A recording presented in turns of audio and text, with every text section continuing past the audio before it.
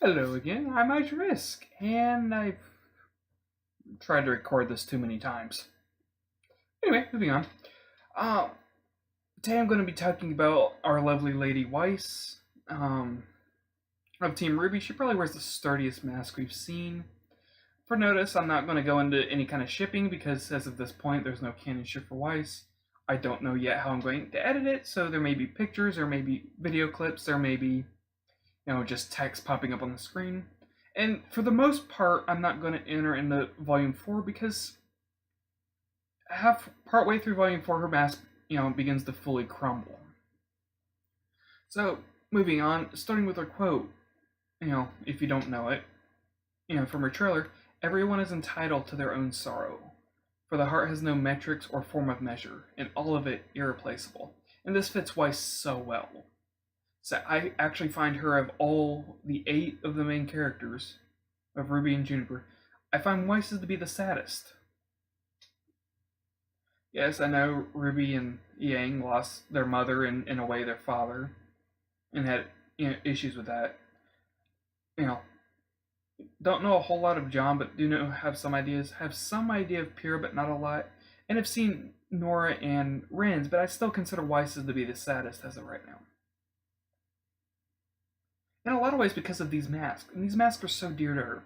And since the beginning of the series, she's always been fighting them. She's been fighting herself and her instincts. They've been important. They've kept her safe. They've kept her, protected. But they also keep her isolated. When she meets a new situation, whenever she's startled, whenever she feels like she's being attacked, or whenever, especially towards the beginning, whenever she feels, or she doesn't actively work against it. Suppress it isn't the greatest word, but it does fit here. But she responds with that mask and those instincts automatically, which hasn't helped her isolation. And we see that a number of times in the beginning, especially. Where a lot of people think she's kind of bratty. Charfox actually, calls her a pineapple, though I think that's partly a word swap for his family. But pineapple actually is a really apt term for Weiss. Hard exterior, sharp outside, but a soft and delicate inside. And her mask has been trained for her. Since her sister left for either Atlas or the military itself, not entirely certain which. And it's become more so, Weiss's mask has gotten more and more. The only person to show any kind of care for her growing up was her dad. No. Get that. The cake butler, Klein. Klein is the one that showed any kind of care for her. The only other possible exception may be Ironwood, who would have known her through either Winter, his subordinate, or Jacques himself. But since coming to Beacon, her mask's been broken down by both RWBY and Juniper. From the very beginning, you can see Weiss trying to break out of her shell. From that first explosive meeting with RWBY, you can see the pauses she makes. The pauses, the eye movement, the non-vocal communication in RWBY is so great in the series. In general, you can see it more with Blake. It's more obvious, more pronounced with Blake, but the others still have it too. The micro expressions, the eye movement, everything else. You can see her pausing, trying to think about how to deal with it. In the initiation ceremony, there are hundreds of people in that hall. However, she goes towards the one person that she knows, even if she didn't outwardly like her, and stood by her. Soon is probably one of the best terms for Weiss. Probably not tsundere, though I'm certain some of the White Rose shippers would disagree. But Soon absolutely describes her, that cold exterior, covering up the friendlier person, but the outwardly cold, detached, and all that. It's absolutely Weiss. So something I noticed this past week, getting ready for this video, watching other reactions, is seeing her interaction with John, and you can see some of these same, eye movements, the same, interactions with her as even as she's berating John, which Don't get me wrong. He doesn't make it, hard to want to. But she still does. She still tries to break out of that shell that Ruby was so talking about. Uh, in the Emerald Forest, you can see a lot of her caring for other people. She worked hard to avoid hitting Ruby, and then worked hard to make sure that they weren't encircled by the fire. And then she felt attacked, is why she responded with the mask so hard. Um, Realizing now, you can see some of it back, towards the end of the confrontation in the Emerald Forest, when she tells Ruby to stop showing off. And Ruby says, I just wanted you to know I could do this. And Weiss is like, you're fine. I know you got this. She actually cares for other people. And she knows the source of her mask and why she acts the way she does, and that she wants to get past it. Think back to the White trailer. She refused to use dust at the beginning, up to the point of actually getting injured. Now, whether it was from a conversation before or just her personal, I'm not entirely certain, but I can see herself really wanting to not want to use dust. She links dust to her grandfather, the founder of the Schnee Company, Nicholas, and by extension to Jock. And Jock is not exactly the best father figure. She didn't want to rely or be forced to rely on Jock to beat the Geist. However, she realized that at the time, then, she had to utilize his support.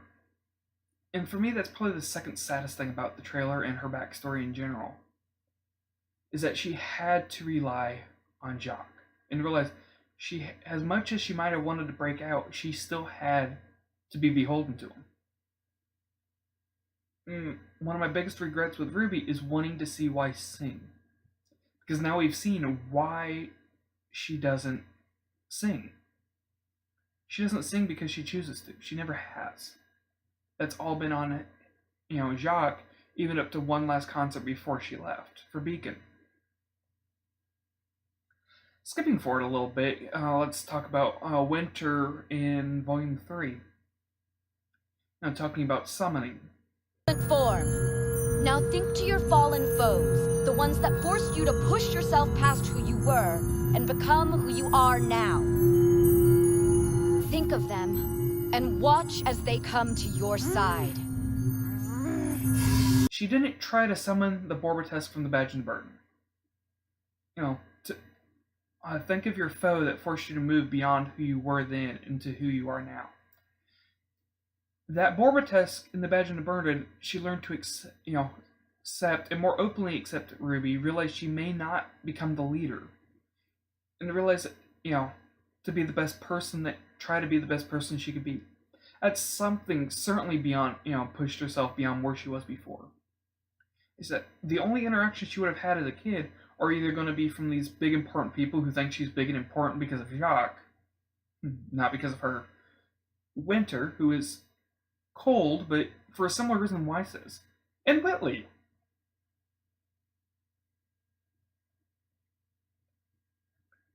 But Klein's the only one that showed her any kind of care.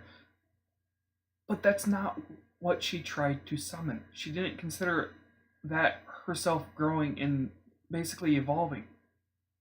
She tried, and I think partly why she failed to summon that Iron Knight. In her mind, the image of Jacques to put her to the fight.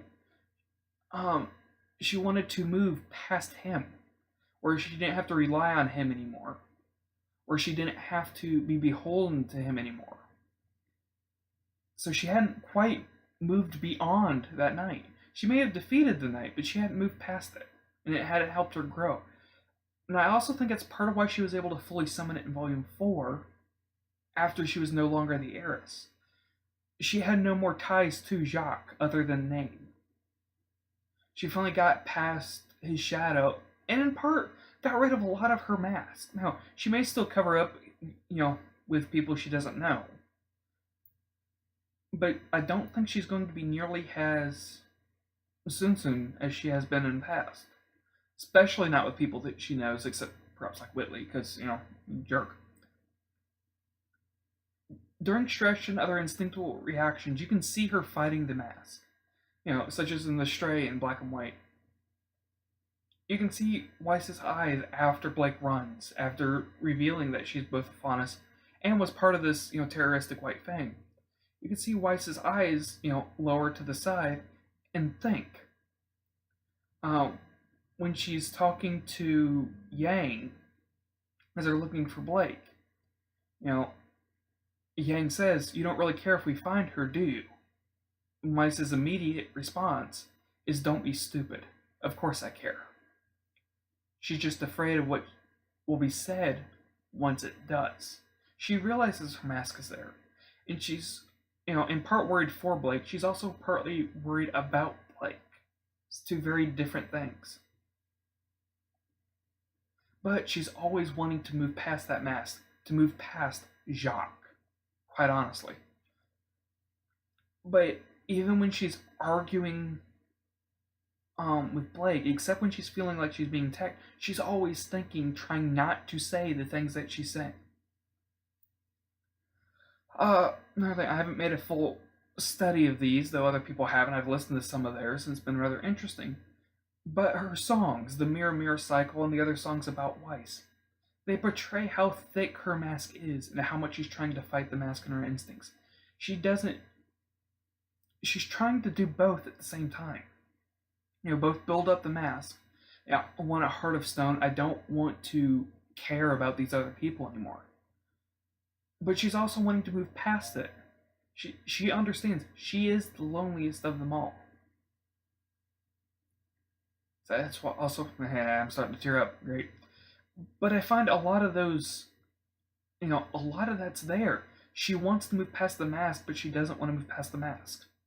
And that dichotomy has been a problem for her in the past. Up until the point she leaves, the Schnee Manor at least. But even with the mask, Weiss still manages to fulfill her promise that she made to Ruby, that she would become the best teammate ever.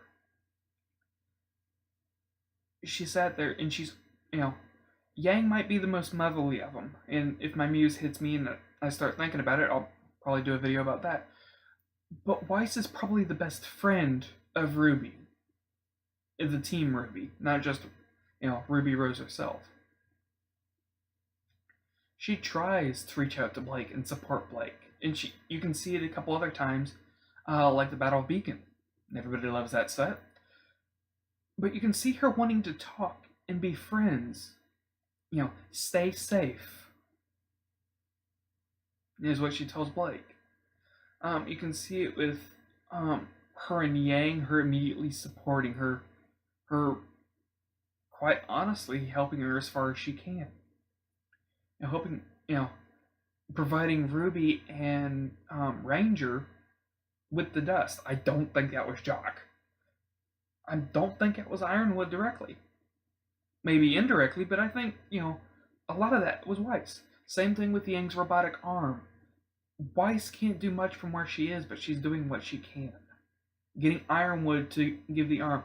It's possible Weiss, with at least some of Jacques' funds, unbeknownst to him quite possibly, funded the research to get that arm. That is not a mock, third-rate arm. That is a first-rate, brand new robotic arm prosthetic. Weiss's mask still may have a shadow, but now she feels fully free to be herself and not just the shadow of someone else.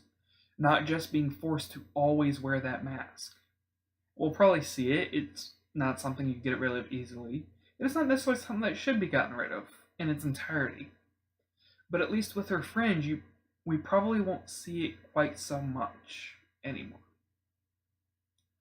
Anyway, this is actually turning out a bit shorter than my first time I recorded this. Only 14 minutes. Hopefully the audio works this time. Anyway, I'm Mike Risk. Have a good day. Bye!